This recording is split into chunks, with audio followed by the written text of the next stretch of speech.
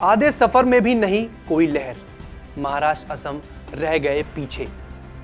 लोकसभा चुनाव के तीसरे चरण में मंगलवार को 11 राज्यों और केंद्र शासित प्रदेशों के 93 संसदीय क्षेत्रों में वोट पड़ गए। इसके साथ ही लोकसभा चुनाव के 543 सीटों में से 283 सीटों का चुनाव संपन्न हो गया। एक सूरत की सीट बीजेपी पहले ही निर्विरोध जीत चुकी है। तीसरे चरण के मतदान पर चुनाव आयोग के अंतिम आंकड़े अभी तक नहीं आए हैं, फिर भी 61.45% वोटिंग का अनुमान है। 3 चरणों में कम मतदान ने कोई लहर नहीं होने पर मुहर लगा दी है। नमस्कार, मैं हूं शिवम, आप देख रहे हैं वीओ न्यूज। कम वोटिंग दोनों ही पक्षों के लिए चिंता का विषय है, खासकर बीजेपी के लिए, क्योंकि उसने 400 पार का नारा दिया है। इसलिए आइए हम कर लेते हैं पिछले चुनाव से तुलना। बीजेपी के लिए यह चरण बेहद महत्वपूर्ण था। इस चरण में गुजरात और असम की सभी सीटों के अलावा महाराष्ट्र की 11 सीटों का फैसला हो गया। इन सीटों पर पिछले चुनाव में बीजेपी ने शानदार प्रदर्शन किया था।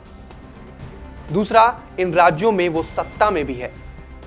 महाराष्ट्र में 2019 के लोकसभा चुनाव की तुलना में लगभग 10% मतों की गिरावट देखने को मिली। गुजरात में भी वोट प्रतिशत में कमी देखने को मिली है। इससे विपक्ष को खुश होने की कोई जरूरत नहीं है।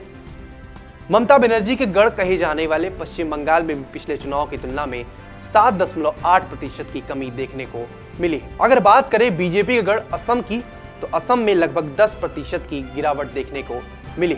सवाल यह है कि कम मतदान की वजह क्या है। पहला, भीषण गर्मी। विशेषज्ञ इसे सबसे बड़ी वजह मानते हैं।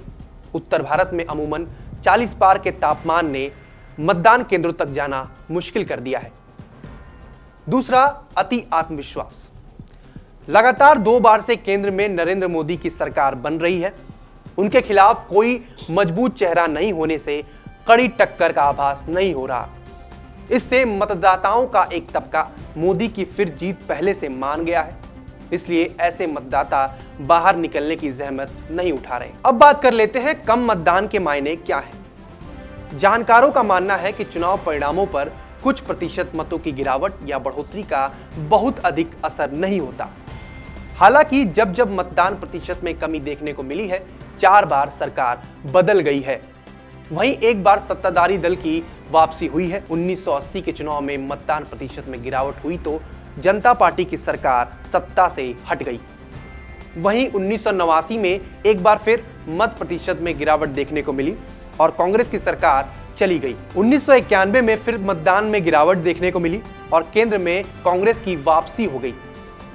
लेकिन 1999 में मतदान में गिरावट के बावजूद सत्ता में कोई परिवर्तन नहीं हुआ।